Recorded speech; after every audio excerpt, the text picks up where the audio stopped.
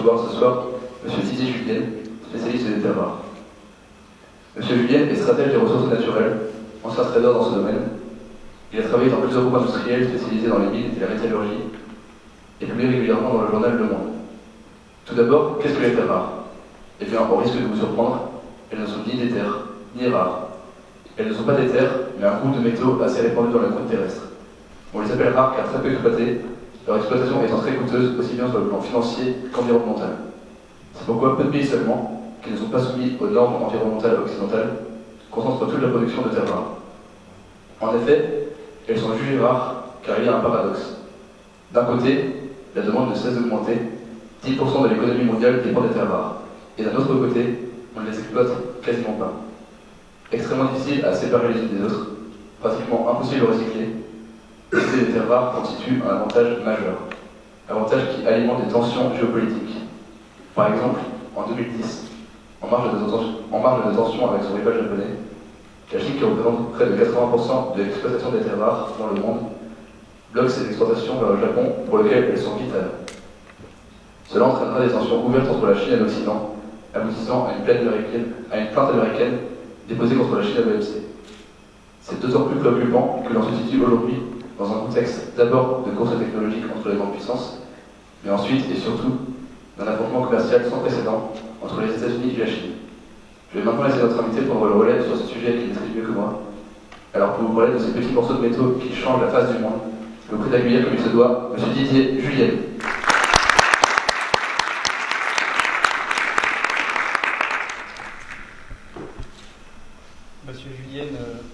Monsieur Julien, bonjour.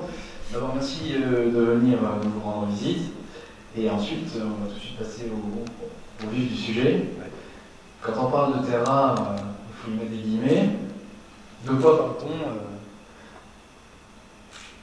parle-t-on quand on parle de terres rares?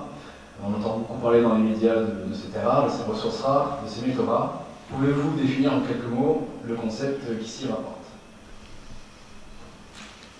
Ça marche là? Est-ce que ça marche? Non, celui-là?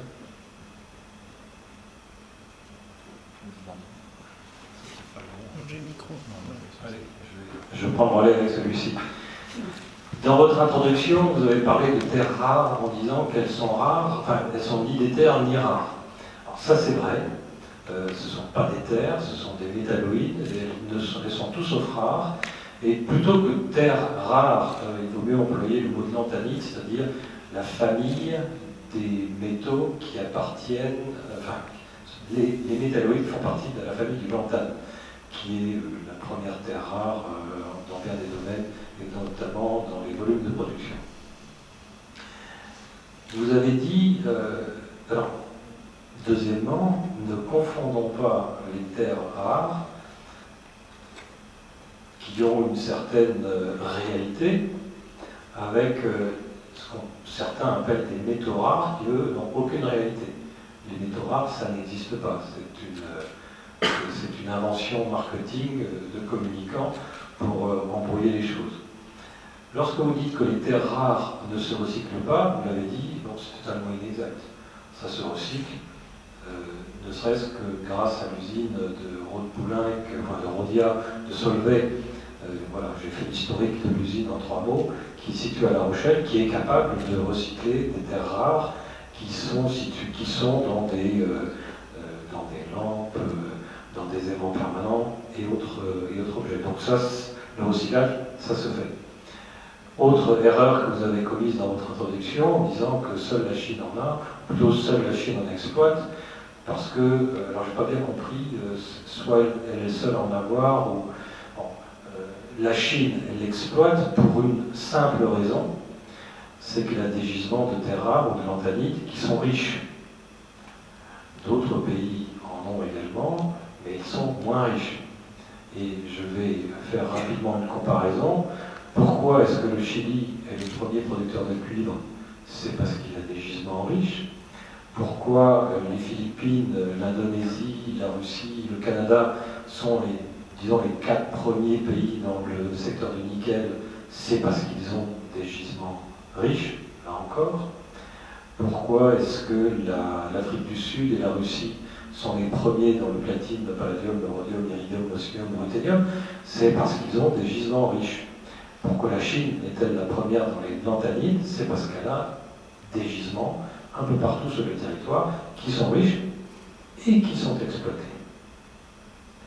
Et des terres rares, des lanthanides, il y en a en Afrique, dans d'autres pays d'Asie, un petit peu en Europe, au Groenland, aux États-Unis, en Amérique du Sud. Simplement, contrairement à ce que vous avez dit encore, leur exploitation ou leur méthode d'affinage n'est pas extrêmement polluant, en tout cas pas plus polluant qu'un autre métal. Ça, c'est totalement faux. C'est une autre infox qui a été véhiculée par des gens peu scrupuleux. Tout peut se maîtriser. L'un des problèmes de ces gisements, mais comme d'autres métaux, c'est que lorsqu'on a un gisement d'un métal, il est très rare que ce gisement soit un métal unique. Il est toujours mélangé à d'autres métaux. Et on s'est aperçu que les gisements de terre ou de lanthanides étaient parfois mélangés avec du thorium ou de l'uranium naturel. Je veux dire par là que je ne dis pas que c'est du thorium sans danger, simplement à l'état naturel, il n'est pas très dangereux, voire pas plus dangereux qu'un autre métal. Et c'est pour ça qu'à un moment, les lanthanides ont été qualifiés de métaux particulièrement polluants. Ce n'est pas les lanthanides qui sont polluants, c'est tout simplement les autres métaux que l'on ne veut pas exploiter. Et si par exemple nous avions des centrales nucléaires qui fonctionneraient au thorium, on pourrait très bien exploiter un gisement de lanthanides pour en extraire les lanthanides, et puis d'autre part, utiliser le thorium pour des centrales nucléaires au thorium. Voilà, c'est juste, je souhaitais rétablir certaines vérités sur votre introduction. Les lanthanides, c'est une chose, c'est une réalité. Ils sont utilisés un petit peu partout. Les métaux rares, d'un autre côté, ça n'existe pas. C'est une fumisterie. Mais d'ailleurs, pouvez-vous nous expliquer en quoi les terres rares sont-elles indispensables au sein de notre économie? Écoutez, la principale utilisation des lanthanides, ce sont les aimants permanents. Des aimants permanents, vous en avez dans vos téléphones, c'est le petit vibreur. Mais c'est ça qui provoque l'intérêt des terres rares. Maintenant, c'est un intérêt qui a beaucoup diminué. Et pour deux raisons. La première, c'est que les lanthanides ou les aimants permanents ont comme premier secteur consommateur l'automobile, mais pas l'automobile électrique, l'automobile classique. Car ces aimants permanents, vous les retrouvez principalement pas principalement, mais notamment par exemple dans les haut-parleurs des chaînes stéréo qui sont embarquées dans la voiture. C'est, je crois bien, le premier secteur qui consomme des aimants permanents à l'heure actuelle. L'avenir nous a indiqué que les aimants permanents pourraient être utilisés dans les moteurs électriques, des voitures électriques. Et compte tenu de la crise de 2010, que vous avez rappelé, des constructeurs automobiles se sont dit qu'il y avait là une menace et ont donc décidé de bannir les lanthanides, de bannir donc les aimants permanents de leur modèle. La Renault Zoé est, je crois, la première à avoir été construite sans aucun aimant permanent. BMW fait exactement la même démarche, et c'est une démarche qui va être embrayée. Enfin, d'autres constructeurs, si je puis dire, vont embrayer sur la même démarche de bannissement de ces lanthanides dans leurs véhicules. Il y a d'autres secteurs qui sont consommateurs. L'autre grand secteur, c'était les énergies renouvelables pour les éoliennes. Mais là encore, compte tenu de la crise, les constructeurs d'éoliennes ont cherché à diminuer de manière drastique les quantités d'aimants permanents embarqués.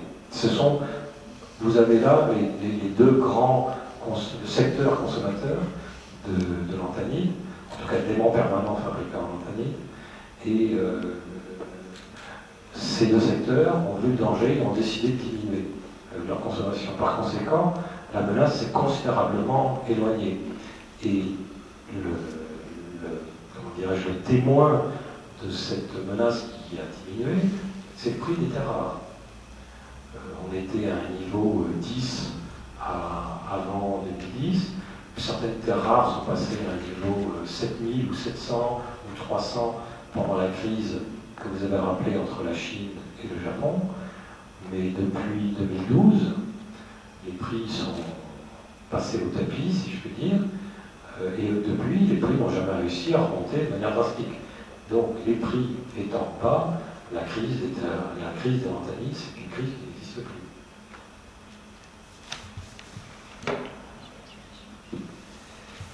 Vous avez parlé de la raison pour laquelle on a pensé à une pénurie. Vous avez expliqué que c'était des facteurs qui étaient reliés presque plus à une bulle qu'à un événement réel. Quels seraient justement les facteurs qui rendraient cette matière rare à nouveau au point de relancer une nouvelle bulle spéculative? Les bulles spéculatives sur les métaux, il y en a quasiment, enfin, il y en a très souvent. La première que j'ai connue, c'était une époque où vous n'étiez pas né, c'était au milieu des années 90. C'était la première bulle que moi j'ai connue, il y en a eu avant, bien entendu. C'était la bulle qui a concerné le platine et le palladium. À cette époque-là, ces deux métaux allaient être utilisés de manière très importante dans les pots catalytiques des voitures. Donc ça, c'est le premier point. Pourquoi est-ce qu'il y a une bulle? Premièrement, il y a une demande industrielle qui va venir. À partir du moment où cette demande est identifiée, vous avez des gens qui pratiquent de l'intelligence économique sur les marchés, principalement des banques. Parmi les 5 meilleures banques dans le monde, je les ai listées un jour dans mes articles, elles sont quasiment toutes nord-américaines et elles prennent des positions. Dans les années 90, la crise qui a frappé le palladium, un métal dont le premier pays producteur est la Russie, elle s'est développée sur le marché des matières premières de Tokyo, le TOCOM, et elle a été régulée, puis cette bulle s'est effondrée parce que le TOCOM a décidé de changer les règles du marché à terme du palladium. Mais au départ, il y a donc une demande industrielle, un spéculateur, plusieurs, qui se rendent compte qu'il va y avoir un coup de chaud, ils se penchent dessus, il reste 3 mois, 6 mois, pas beaucoup plus, et puis en général, et puis ensuite ils s'en vont, ils dénouent leur position. Récemment, ça c'était dans les années 90, récemment, la bulle spéculative a frappé le lithium, le cobalt, le vanadium, qui sont 3 métaux qui n'ont pas, eux, de marché interne. Donc c'est compliqué d'avoir des produits financiers, tels que des produits dérivés, que l'on puisse développer parce que justement il n'y a pas de prix témoin qui puisse se permettre d'asseoir des produits dérivés. Et par conséquent, les bulles se sont développées principalement sur le marché physique, c'est-à-dire que des firmes ont décidé d'acheter du métal, de le mettre de côté dans un entrepôt, et puis elles l'ont relâché un peu plus tard.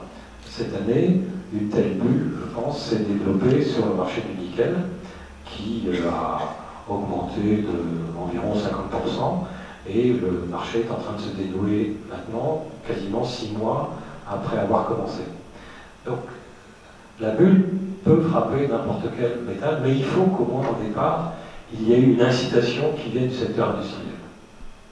C'est comme ça que ça se développe. Je ne sais pas si j'ai répondu à la question, mais c'est comme ça que je l'ai vécu. Et je les ai à plusieurs reprises que j'ai vécu des bulles sur les marchés des matières premières.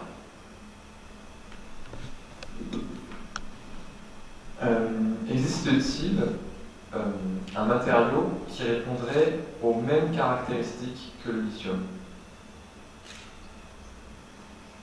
Alors, là, vous me parlez du lithium pour les batteries, c'est ça? Oui, c'est ça. Actuellement, la consommation de lithium en 2019 doit encore être à peu près 50% dans des applications industrielles, 50% dans les batteries. L'application industrielle, c'est la céramique, c'est les lubrifiants, ce sont ces choses-là. Le côté batterie, bon, bien entendu, c'est la batterie lithium-ion. L'intérêt des batteries au lithium, c'est qu'on arrive à marier la puissance, l'endurance, le poids et le fait que la batterie ne chauffe pas de manière outrancière. Ce n'est pas le lithium qui le fait, là par exemple c'est le cobalt. L'idée des batteries au lithium, c'est d'une part d'avoir une électrolyte en lithium d'un côté, et de l'autre côté, vous avez comment dirais-je, un cocktail de métaux qui permet à l'électricité de passer de l'anode à la cathode. Dans ce cocktail de métal, vous avez principalement du cobalt, ça a été les premières batteries, mais aujourd'hui, le cobalt est en très nette diminution compte tenu de la bulle que nous avons connue il y a 2 ans, et cède la place à des alliages qui sont plus pauvres en cobalt, mais plus riches en nickel et en manganèse. Bon, ça c'est quelque chose. Mais vous devez savoir que, en dehors du cocktail nickel, manganèse, cobalt, on peut très bien mettre d'autres cocktails. Il y a par exemple du phosphate de fer. Et à chaque fois que vous allez modifier ce cocktail pour d'autres métaux, vous allez impacter l'un des éléments de la batterie. Le poids sera peut-être plus lourd, son endurance, peut-être que l'autonomie de la batterie sera plus petite, ou bien le temps de recharge sera plus long, ou bien le nombre de recharges sera plus petit. Vous pourrez faire X milliers de recharges pour certaines batteries et beaucoup moins pour d'autres. Et on parle beaucoup de lithium et on a beaucoup dit de bêtises sur une éventuelle pénurie de lithium. Vous savez, quand vous êtes industriel, vous n'avez aucune envie de vous engager, ou d'engager une ligne de produits, ou d'engager une stratégie industrielle avec un métal, ou une matière première, qui est peu abondante ou pour laquelle vous aurez des problèmes d'approvisionnement. Tous les acheteurs savent ça.